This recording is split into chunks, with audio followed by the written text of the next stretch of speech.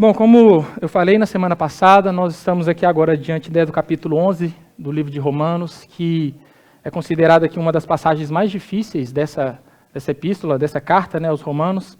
E como nós vimos na semana passada, Paulo ele inicia esse capítulo 11 a fim de tratar um problema que ele já vinha falando desde o capítulo 9, querendo então solucionar aquela questão, aquela dúvida que pairava na mente dos cristãos, se Deus havia rejeitado ou não o seu povo, a quem de antemão conhecera.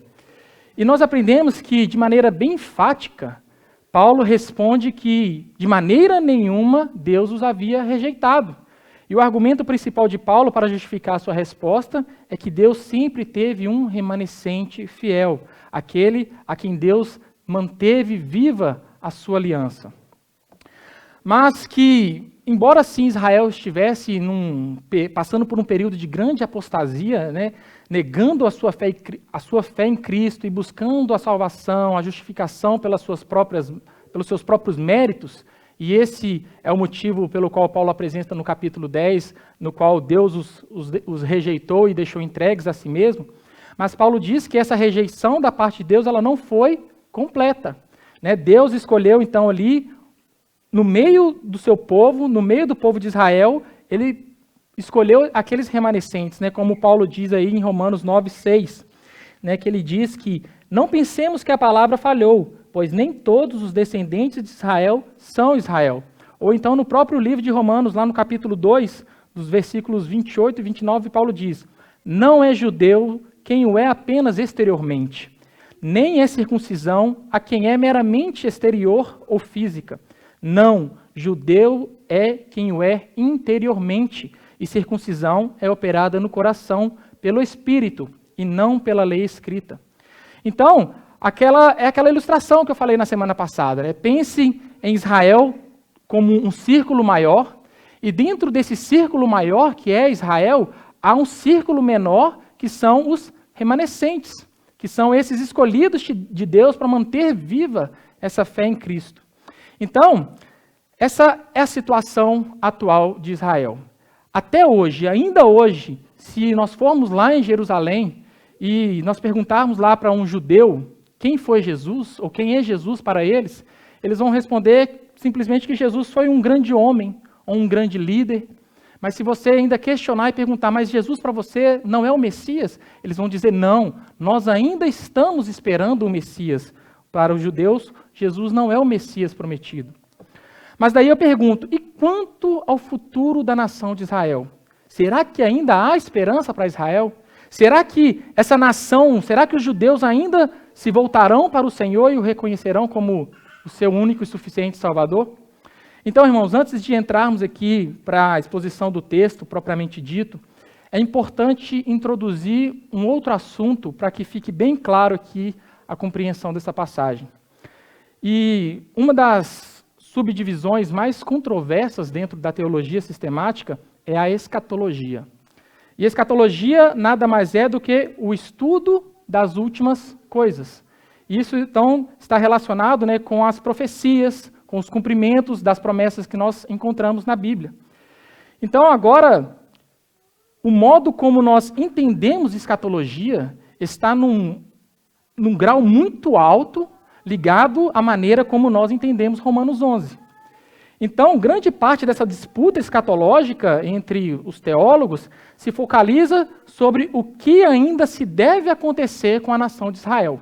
O que ainda será do povo judeu, que ainda existe hoje. Então, é uma dúvida que paira na cabeça dos teólogos e é essa grande controvérsia, a questão dessa escatologia. O que há de acontecer com a nação de Israel?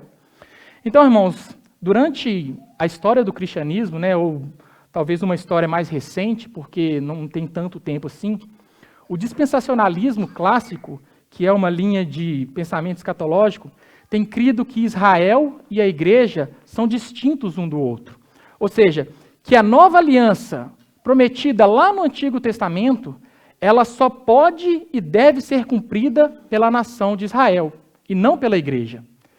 Então, isso pode ser provado através de algumas citações, né, de grandes mestres, os mais conhecidos que defendem essa linha de pensamento, e um deles diz assim: um dispensacionalista mantém Israel e a igreja distintos. Alguém que não distingue Israel e a igreja, inevitavelmente não manterá as distinções dispensacionais. Então é como se lá no Antigo Testamento, Deus tivesse ali o seu povo escolhido, mas então agora Israel, por ter falhado e descumprido essa aliança com o Senhor, Deus abre então um parêntese na história e começa a tratar com a igreja, até que chegue o tempo que Paulo vai dizer será a plenitude dos gentios. Então Cristo virá, arrebatará a sua igreja, estabelecerá um reino de 1000 anos aqui na terra, onde aí sim voltará a tratar com Israel e então fará com que se cumpra todas as promessas que foram feitas a ele. Mas erram, irmãos, os dispensacionalistas, porque essa interpretação não encontra base bíblica. Mas eu quero que vocês prestem muita atenção. Eu não estou aqui querendo dizer que não existam pessoas boas, crentes verdadeiros e piedosos, que contribuem para o crescimento teológico, intelectual e para o avanço do reino de Deus aqui na terra e que defendem essa linha de pensamento. Eu estou aqui apenas falando daquilo que nós cremos. Eu não estou falando do caráter dessas pessoas. Eu estou aqui apenas sendo coerente com aquilo que eu tenho aprendido no seminário e com aquilo que os batistas reformados creem. Então, nós, batistas reformados, não entendemos, à luz das Escrituras, que Israel é uma coisa e a igreja é outra.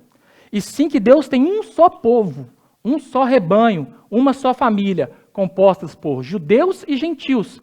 Pois como o próprio apóstolo Paulo diz lá em Efésios capítulo 2, e que nós aprendemos aqui com a exposição do pastor Glauber, que Cristo quebrou a barreira que existia entre judeus e gentios. E agora, então, a igreja é formada por judeus e gentios. Eles estão unidos pela cruz de Cristo. Então, tanto judeus quanto gentios, quando creem no nome do Senhor, constituem a igreja do Senhor. Ambos são co-herdeiros, membros do mesmo corpo, coparticipantes das promessas de Deus por meio da pregação do Evangelho. Porém, irmãos, isso não significa que Israel não cumpre mais qualquer desígnio particular na realização do propósito de Deus no âmbito mundial.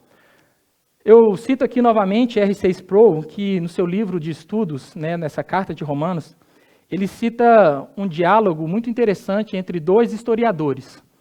Um crente, um cristão, e o outro não. Então, esse historiador não cristão pede ao historiador cristão que dê a ele uma prova da existência de Deus, que dê a ele uma prova do porquê ele deveria acreditar em Deus e nos milagres. Então, esse historiador cristão, ele diz que poderia provar a existência de Deus com apenas uma ou duas palavras: os judeus. Porque a história de Israel, irmão, desde Abraão até os dias de hoje, é um testemunho notável do governo providencial de Deus na história da humanidade, especialmente a história da redenção. É impressionante notarmos como que, durante os anos da história da humanidade, Deus tem preservado os judeus. A história de Israel é totalmente extraordinária. Depois que os romanos invadiram Jerusalém, lá por volta do ano 70, e tomaram e massacraram Jerusalém, os judeus foram dispersos e expulsos da sua terra natal. E só voltaram a se reunir naquela terra como um povo, como uma nação, em 1948. Então eles passaram por todo tipo de sofrimento ao longo desses anos, e o mais conhecido e tenebroso durante toda essa história, sem dúvida, é o Holocausto, onde mais de 6 milhões de judeus foram mortos e massacrados ali naquelas câmaras de gás. E apesar então desses quase 2000 anos de exílio, vagando, fugindo por todos os cantos da terra, eles nunca perderam a sua identidade étnica, eles nunca perderam a sua identidade étnica e nacional, preservando por onde passavam a sua cultura, a sua religião, a sua língua, os seus costumes. Porque, por exemplo, eu não sei, mas se nós decidirmos ficar para sempre aqui no Japão, né? Pode ser que os meus filhos, embora tenham nascido aqui no Japão, mas eles são brasileiros. Mas pode ser que com o passar dos anos, por mais que eu ensine eles a língua portuguesa, ensine eles os costumes do Brasil, as nossas origens, pode ser que mesmo assim eles se sintam ainda mais japoneses do que brasileiros. Aqui mesmo na igreja tem alguns irmãos e irmãs que se sentem mais japoneses do que brasileiros, não é verdade? Isso porque a gente vai se assimilando, a gente vai se aculturando, mas os judeus não. Eles têm uma consciência quase que indestrutível da sua identidade ética e racional e nacional.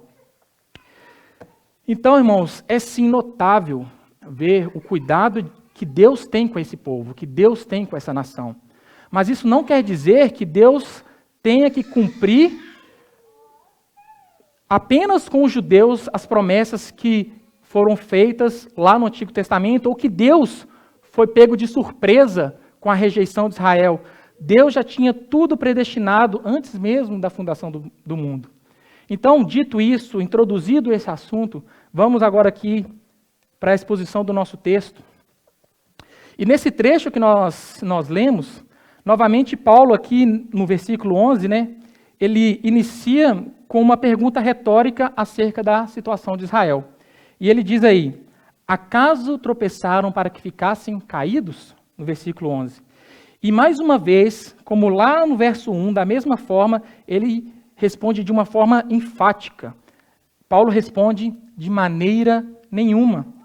Contudo, irmãos, notem que a pergunta não é, acaso tropeçaram e caíram? Porque se a pergunta fosse essa, tal pergunta exigiria uma resposta afirmativa. Sim, Israel tropeçou no Messias, que foi a rocha de escândalo e pedra de tropeço para eles. Então, Cristo, ele é ao mesmo tempo a rocha onde o evangelho é firmado, a rocha onde a sua igreja é sustentada e também a pedra de tropeço para Israel. Porém, a pergunta gira em torno da cláusula para quê? Ou seja, será que o propósito da queda de Israel foi para que eles ficassem caídos? Porque normalmente o resultado de um tropeço é a queda. E quando nós caímos, nós costumamos a nos machucar. E talvez a queda é tão forte, nós machucamos, que nós não conseguimos nem mais nos levantar. Mas será que Deus ele queria que seu povo caísse, não de uma maneira temporal, mas de um modo completo e irremediável? Então, irmãos, há um propósito divino para a rejeição de Israel. E Paulo argumenta dizendo que a transgressão de Israel abriu a porta para a salvação dos gentios. Ainda no verso 11, né? Ele diz assim, então, acaso tropeçaram para que ficassem caídos? De maneira nenhuma. Ao contrário, por causa da transgressão deles, veio salvação para os gentios. Então, quando o apóstolo Paulo, em suas viagens missionárias, ele chegava nas cidades, a primeira coisa que ele fazia era ir nas sinagogas. Isso por quê? Porque ali nas sinagogas é onde os judeus se reuniam. É onde eles se reuniam para poder ler, para poder orar, era a reunião deles, era nas sinagogas. Então ali Paulo chegava e pregava o evangelho. Porque também como está escrito lá em Romanos 1,16, o evangelho é o poder de Deus para a salvação de todo o que crê. Primeiro do judeu, depois do grego. Então, era necessário que a palavra fosse pregada primeiramente aos judeus. Então, Paulo, ele chegava ali nas sinagogas e pregava o evangelho dizendo, olha, esse Messias que vocês estão esperando, ele já veio. Esse Messias é Jesus Cristo, Filho de Deus. Porém, em vez de ouvi-lo, os judeus cada vez mais o rejeitavam. Então, agora Paulo se volta para os gentios. E Lucas registra isso lá em Atos 13, 46, e ele diz assim, então Paulo e Barnabé lhes responderam corajosamente, era necessário anunciar primeiro a vocês a palavra de Deus, a vocês, judeus, uma vez que a rejeitaram e não se julgam dignos da vida eterna, agora nos voltamos para os gentios. Então, como eu falei na semana passada, irmãos, a melhor forma da gente interpretar a Bíblia é procurando correlacionar outros textos bíblicos a fim de fazer com que a própria Bíblia interprete a Bíblia. E a melhor ilustração que nós podemos encontrar sobre isso é quando o próprio Cristo fala a respeito da parábola dos lavradores, que está lá em Mateus 21, a partir do verso 33. Então eu convido os irmãos a abrirem comigo suas Bíblias lá, para podermos fazer juntos a leitura. Mateus 21,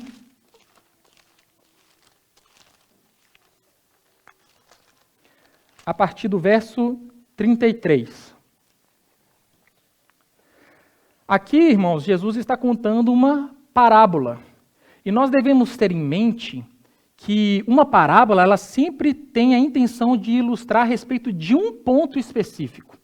Então, nós não devemos sair por aí interpretando parábolas, à luz da nossa própria imaginação. As parábolas, elas sempre têm um propósito, a fim de ilustrar um ponto específico, e que nesse caso aqui é escatológico. Então diz assim a palavra de Deus aí, Mateus 21, a partir do verso 33. Acompanha comigo a leitura. A parábola dos lavradores. Ouçam outra parábola. Havia um proprietário de terras que plantou uma vinha, colocou uma cerca ao redor dela, cavou um tanque para prensar uvas e construiu uma torre. Depois arrendou a vinha a alguns lavradores e foi fazer uma viagem. Aproximando-se a época da colheita, enviou seus servos aos lavradores para receber os frutos que lhes pertenciam. Os lavradores agarraram os servos, a um espancaram, a outro mataram e apedrejaram um terceiro. Então enviou-lhes outros servos em maior número, e os lavradores o trataram da mesma forma. Por último, enviou-lhes seu filho, dizendo: a meu filho respeitarão. Mas quando os lavradores viram o filho, disseram uns aos outros: este é o herdeiro, venham, vamos matá-lo e tomar a sua herança. Assim, eles o agarraram, lançaram-no para fora da vinha e o mataram. Portanto, quando vier o dono da vinha, o que fará aqueles lavradores? Respondeu eles: matará de modo horrível esses perversos e arrendará a vinha a outros lavradores, que lhes deem a sua parte no tempo da colheita. Jesus lhes disse: vocês nunca leram isto nas Escrituras? A pedra que os construtores rejeitaram tornou-se a pedra angular. Isso vem do Senhor e é algo maravilhoso para nós. Portanto, eu lhes digo que o reino de Deus será tirado de vocês e será dado a um povo que dê os seus frutos do reino. Aquele que cair sobre esta pedra será despedaçado, e aquele sobre quem ela cair será reduzido a pó. Quando os chefes dos sacerdotes e os fariseus ouviram as parábolas de Jesus, compreenderam que ele falava a respeito deles e procuravam um meio de prendê-lo, mas tinham medo das multidões, pois elas o consideravam profeta. Então, irmãos, o sentido da parábola aqui é bem claro. A vinha é o reino de Deus. O proprietário da vinha é o próprio Deus. Aqueles lavradores a quem a vinha foi arrendada são os judeus, é a nação de Israel. Os servos que ele envia para poder colher os frutos são os profetas do Antigo Testamento, os quais Israel rejeitou a todos. Então, finalmente, Deus, aqui ilustrado como o dono da vinha, manda o seu próprio filho para a nação de Israel. Mas os lavradores também rejeitaram o filho. Levaram-no para fora da vinha e mataram. Então Jesus faz uma pergunta a eles: o que vocês acham que o dono da vinha fará a esses lavradores quando vier? Ou seja, em outras palavras, Jesus estava dizendo: o que vocês acham que Deus fará com vocês que rejeitaram o Filho de Deus? E eles, sem saber, estavam ali profetizando uma resposta contra si mesmo. Responderam então: matarão de modo horrível esses perversos e arrendará a vinha a outros lavradores, ou seja, aos gentios, que lhes deem os frutos devidos. E foi então exatamente isso que aconteceu. Pouco tempo depois disso, dessas palavras de Jesus, os romanos então invadiram Jerusalém, mataram ali milhares de judeus, os que restaram fugiram e aconteceu tudo aquilo que eu disse a vocês aqui, né? Os judeus foram então espalhados pelo mundo e Deus agora passa a tratar com os gentios. Então agora, voltando lá para Romanos, voltando para o nosso texto de Romanos 11, então Paulo argumenta que o objetivo dessa rejeição de Israel, abrindo, portanto, essa porta para a salvação dos gentios, era para que isso, de alguma forma, gerasse um santo ciúme em Israel e despertasse em alguns deles o desejo de usufruir dessas mesmas bênçãos que eles haviam rejeitado, mas agora eles, por ciúmes, pudessem então querer, desejar essas bênçãos e pudessem se voltar para o Senhor. Aqui é algo que nós podemos chamar de santo ciúme, ou um ciúme do bem. John Stott, no livro de estudo também, nessa carta de Romanos, ele traz uma definição interessante sobre ciúme. E ele diz que nem todo ciúme tem a marca do egoísmo, pois nem sempre se trata de uma inveja motivada por uma insatisfação ou cobiça pecaminosa. Ele quer dizer que, no fundo, sim, o ciúme é o desejo de ter para si algo que pertence a outro. Mas, se o ciúme é uma coisa boa ou ruim, isso depende da natureza daquilo que se deseja e se o invejoso tem direito ou não de possuí-lo. Por exemplo, é como ciúmes entre crianças ou entre irmãos. Lá em casa, por exemplo, nós temos uma cadeirinha que nós compramos para o Isaac. É uma cadeirinha dele ficar deitado, de se balançar e se acalmar, e a cadeirinha fica lá, largada. Ele nem liga para essa cadeirinha. Mas quando nós pegamos o Natan e colocamos na cadeirinha, aí ele quer subir na cadeirinha, ele quer deitar, ele quer fazer de tudo com essa cadeirinha. A cadeirinha estava lá, era para ele usar, mas ele não quis. Mas na hora que ele vê outra pessoa usufruindo disso, ele sente ciúme.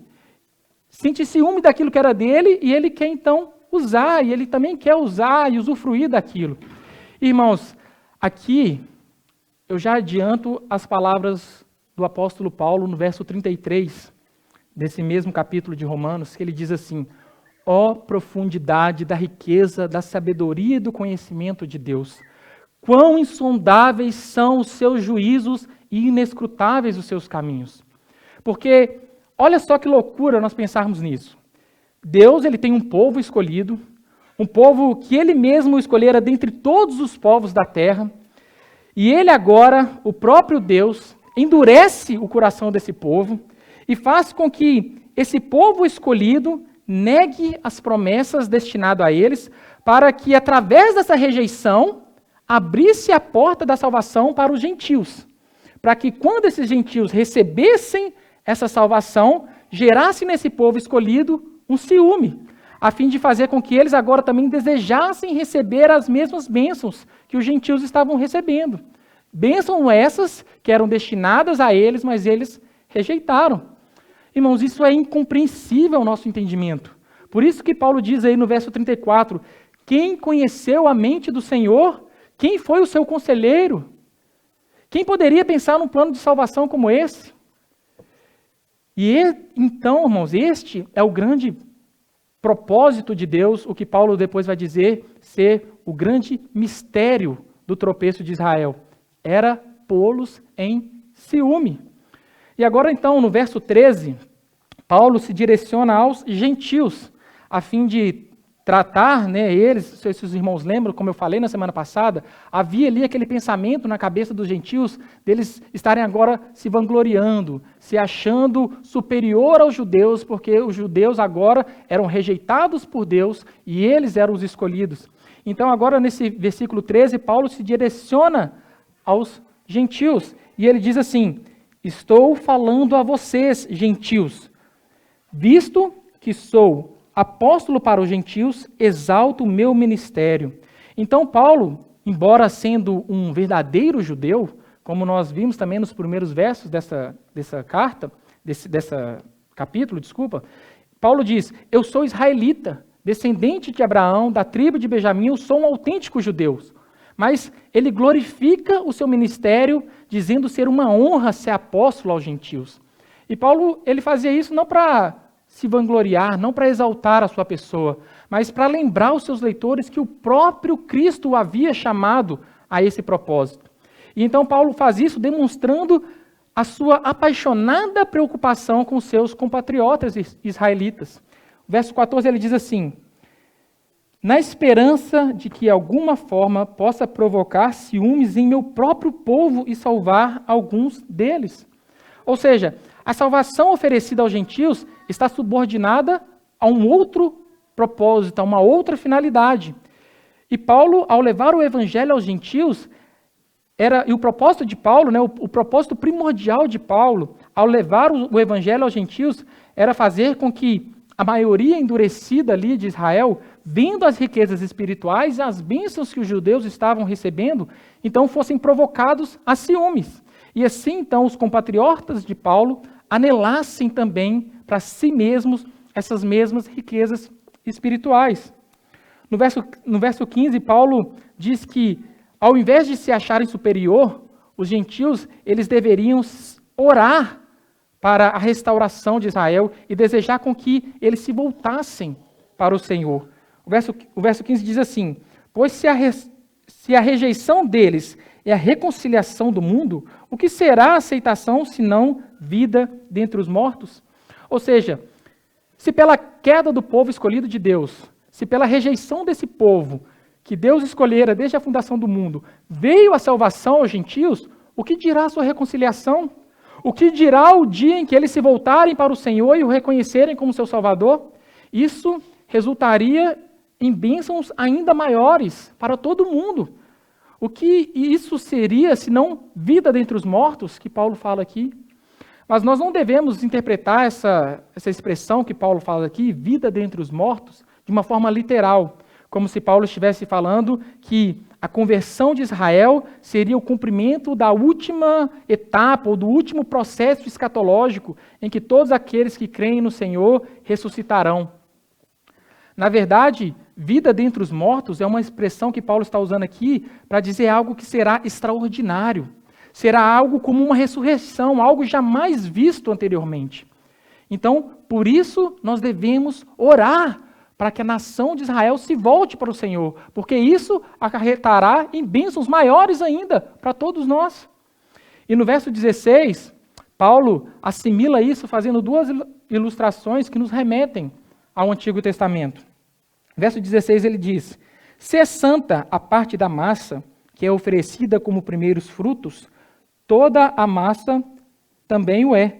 E se a raiz é santa, os ramos também o serão.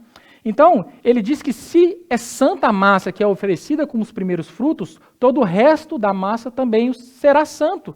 Isso é uma referência às primícias, aquilo que Israel fazia lá no Antigo Testamento, que era aquele ato de ofertar os primeiros frutos, os melhores, a primeira safra. Então, sendo assim, simbolizava que todo o resto da colheita estava também destinado e consagrado ao Senhor. E depois ele diz que se é santa a raiz, os ramos também serão santos. Aqui é uma referência que Paulo faz aos patriarcas, aqueles com quem Deus fez a sua aliança no Antigo Testamento, santificando-os. Então, com isso ele está dizendo que se a raiz, ou seja, se os patriarcas são santos, ou se os patriarcas foram santificados, os ramos, que seriam os descendentes desses patriarcas, também serão santos, porque eles também estão incluídos nesse mesmo pacto da aliança. Então, esses ramos santos, Paulo está se referindo aos descendentes desses patriotas, desses patriarcas, que são os remanescentes, que são aqueles que pertencem e continuam fiéis ao Senhor. Então, pegando agora um gancho dessa ilustração de ramos e raiz, Paulo agora, a partir do verso 17, ele aprofunda essa analogia e faz uma outra metáfora. E utilizando então agora uma técnica da horticultura, que era uma técnica muito conhecida e utilizada pelos judeus naquela época, que era a técnica do enxerto. Então, Paulo, ao mencionar isso, ele estava dizendo que, fazendo essa ilustração de que a raiz e os ramos são, lá do Antigo Testamento, ele agora começa a aplicar essa metáfora dentro do seu contexto. E essa técnica do enxerto, normalmente, era feita da seguinte forma, onde era tirado um ramo de uma árvore saudável, de uma árvore boa, e enxertado em uma árvore ruim, a fim de fazer com que essa árvore ruim agora recebesse ou extraísse desse ramo que foi enxertado nela toda a vitalidade para que ela agora também pudesse gerar frutos.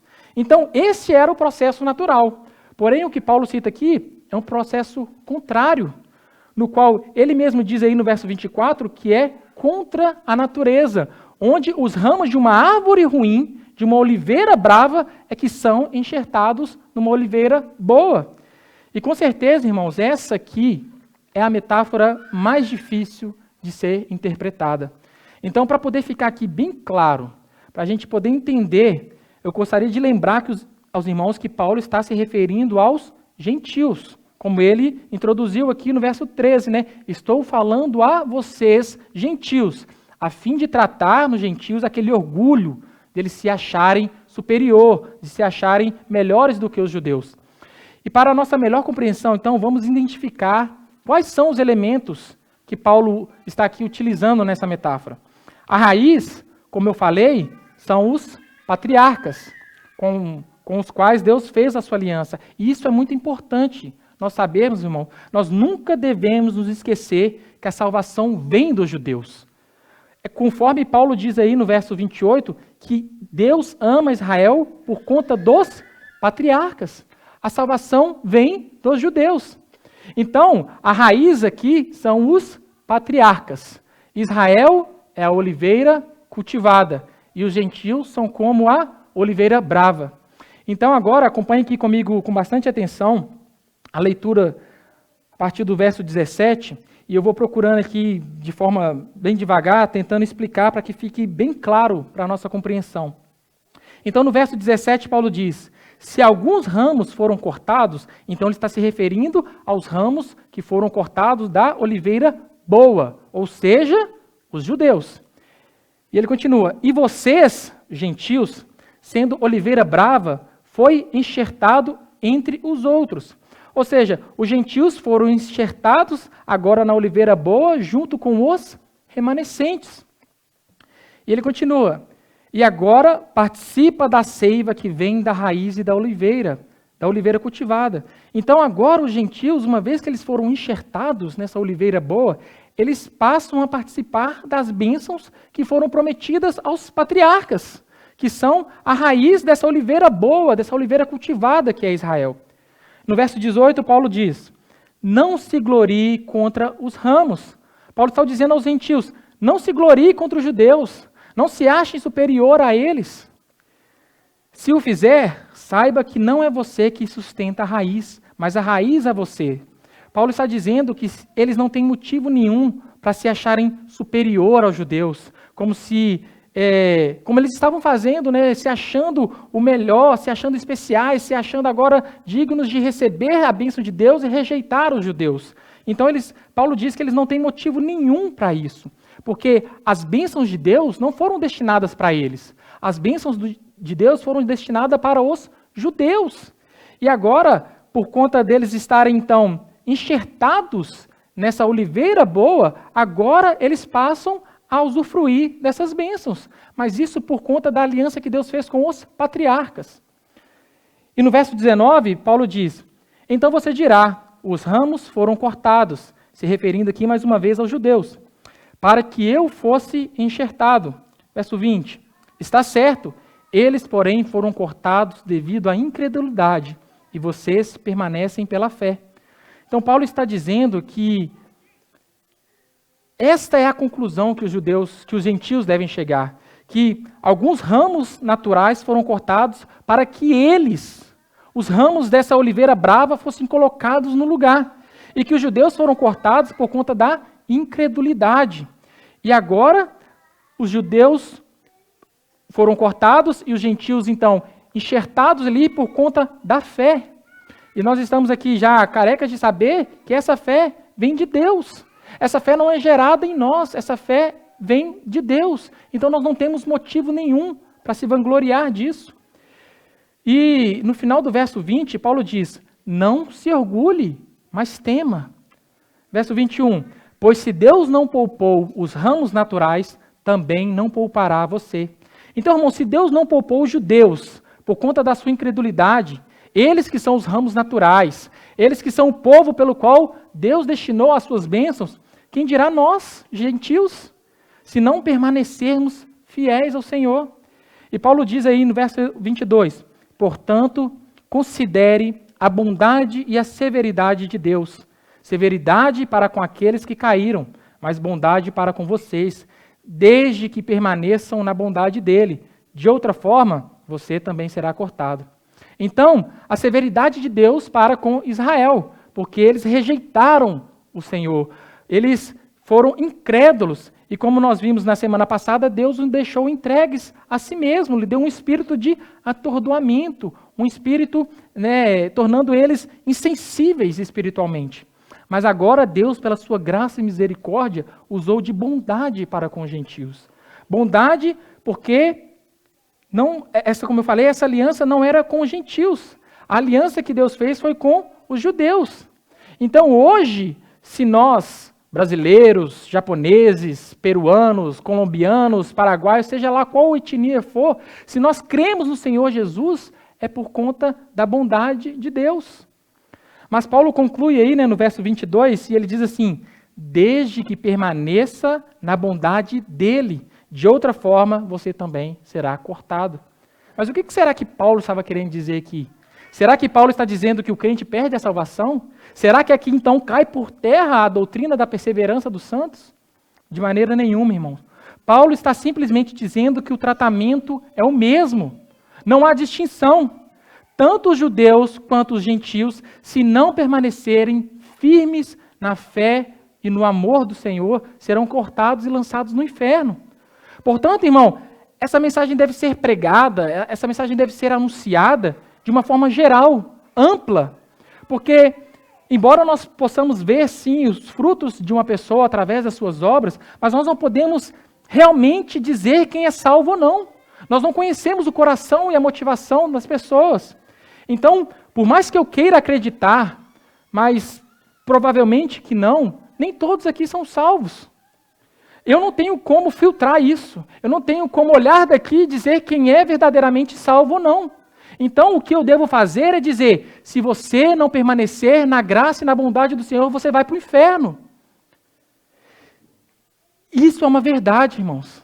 Porém, aqueles que são realmente salvos, ao ouvir essas palavras, vão se apegar cada vez mais ao Senhor, vão clamar ao Senhor pedindo misericórdia, pedindo a Deus que os mantenha firmes, enxertados e cultivados nessa boa oliveira. Vão se desesperar só de pensar em serem cortados e lançados fora da presença do Senhor. Então, essa é a maneira de fazer com que os seus fiéis perseverem na fé, através da pregação do Evangelho. São aqui dois lados da mesma moeda. Existe a soberania de Deus na eleição, mas existe sim também a responsabilidade do homem. Então Paulo diz, desde que permaneçam na bondade de Deus, não quer dizer que aqueles que pertencem verdadeiramente ao Senhor vão algum dia serem rejeitados, mas sim que a continuidade ou a perseverança é uma marca característica dos verdadeiros filhos de Deus. Eles perseveram, eles buscam estar na presença do Senhor. E caminhando para o final, irmãos, Paulo fecha aqui agora esse ciclo, através dessa metáfora que ele faz, completando aqui então o ciclo de que Deus escolheu um povo, rejeitou esse povo, para que, através da rejeição desse povo, gerasse salvação para um outro povo, para que, através da salvação desse povo, gerasse ciúme nesse povo.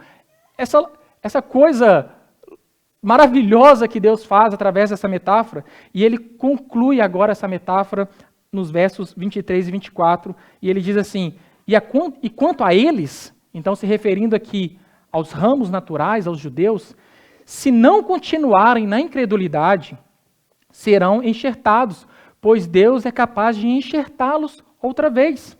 Afinal de contas, se você, gentil, foi cortado de uma oliveira brava por natureza e de maneira antinatural foi enxertado numa oliveira cultivada, quanto mais serão enxertados os ramos naturais em sua própria oliveira. Então aqui está a esperança para Israel. Porque também, da mesma forma, não há distinção. Se os judeus não permanecerem na sua incredulidade e confessarem a fé em Jesus Cristo, serão enxertados na oliveira cultivada novamente.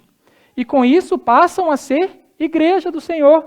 Passam novamente a fazer parte desse grande povo de Deus, dessa grande família do Senhor. E Paulo diz que esse seria um processo teoricamente mais fácil. Eu coloco aqui mais fácil, entre aspas, porque eu não estou querendo dizer que o outro processo seria difícil para Deus, colocando uma dificuldade naquilo que Deus poderia fazer.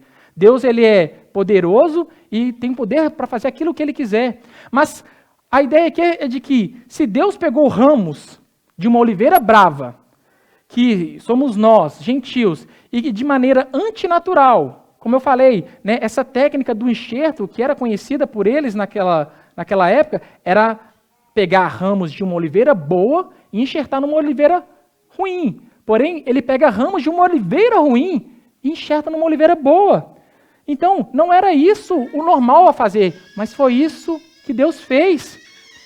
Então, se Deus foi capaz de fazer isso conosco, quanto mais com os ramos naturais, que outrora sim haviam sido cortados por conta da sua incredulidade, mas agora arrependidos e crendo no Senhor Jesus Cristo, são novamente enxertados em sua própria oliveira cultivada. E para concluir, irmãos, eu gostaria de fazer aqui talvez 2 ou 3 breves aplicações a nós do que nós podemos aprender com esse texto. Nós aprendemos aqui que a história tem um propósito. As coisas acontecem porque Deus já determinou assim, as coisas não estão correndo ao acaso. Deus, em sua soberania, tinha um plano de redenção para a humanidade caída. Desde a eternidade passada, tudo se encaminha agora para o fim determinado que Deus já planejou. E fica bem claro para nós, irmãos, que Deus tem um propósito para a nação de Israel. E o seu propósito consiste na salvação dos judeus mediante a fé em Cristo.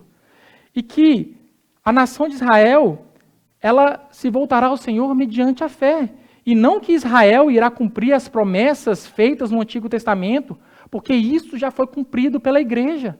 A igreja de Cristo já cumpriu esse papel.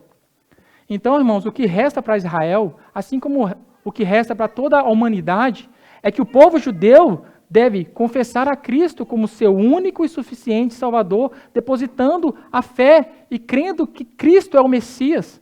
Por isso, Deus não tem 2 povos distintos. Tanto judeus quanto gentios, todos nós fazemos parte de um só corpo. Todos nós fomos enxertados no corpo de Cristo. E agora sim, para finalizarmos, irmãos, essa mensagem deve gerar em nós, deve causar em nós 2 tipos de sentimentos. O primeiro é o de temor. Como Paulo diz aí, né, não se orgulhe, mas tema. Porque se não permanecermos firmes no Senhor, Ele pode nos cortar e nos lançar para fora da sua presença. Mas eu pergunto, como que você pode permanecer firme no Senhor se a cada vento que bate, se a cada tribulação que chega a você, a primeira coisa que você faz é deixar de vir à igreja? A primeira coisa que você faz é deixar de ter comunhão com os irmãos, é deixar de buscar a Deus? Essa não é uma atitude de quem persevera. Essa não é uma atitude de quem demonstra estar firmado no Senhor. Portanto, meus irmãos, se agarrem no Senhor. Não deixe de estar ligado à raiz, porque um ramo sozinho não sobrevive.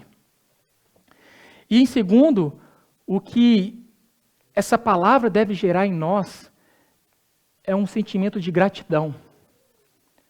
Um cristão verdadeiro, ao ouvir essas palavras, deve ser grato, porque ele sabe quem ele era, ele sabe onde ele estava, de onde Deus o tirou e onde ele está agora. Conforme Paulo também diz lá em Colossenses 1,13, pois ele nos resgatou do domínio das trevas e nos transportou para o reino do seu Filho amado. Então, meu irmão, você deve ser grato, sabe por quê? Porque você não é uma florzinha de Jesus, a coisinha mais bonitinha do mundo. Você é um ramo enxertado de uma oliveira brava. É isso que nós somos. Nós somos ramos de uma árvore que não presta, que não dava frutos, mas que agora nós fomos enxertados na boa oliveira e somos participantes das bênçãos de Deus. Que grande maravilha é isso, meus irmãos. Quão grande graça e misericórdia de Deus para conosco. Por isso deve gerar em nós essa gratidão. Por mais que nós passemos aqui por todo tipo de tribulação, por todo tipo de dificuldade, enquanto aqui peregrinos nessa terra, nós devemos nos lembrar que nós estamos ligados para a eternidade com o nosso Senhor Jesus Cristo. Paulo diz isso aqui também em Romanos 8,18, porque para mim tenho por certo que os sofrimentos do tempo presente não podem ser comparados com a glória a ser revelada a nós. Então isso deve gerar em nós gratidão. Nós devemos ser gratos, irmãos. E nesse momento, então, eu gostaria de convidar a igreja a se colocar de pé e orarmos ao Senhor, dizendo ao Senhor: obrigado, Jesus, pelo amor que não morre, pela nova aliança que foi feita na cruz, pela fé e esperança, pela vida eterna. Obrigado, obrigado, Jesus. Gostaria de chamar os irmãos da música aqui na frente. E queria deixar, enquanto os irmãos se preparam aqui, esse tempo para você refletir sobre isso, para você orar, pedindo a Deus que te mantenha firme na raiz, que te mantenha firme na presença do Senhor e que você seja grato ao Senhor por isso. Vamos orar ao Senhor, irmãos.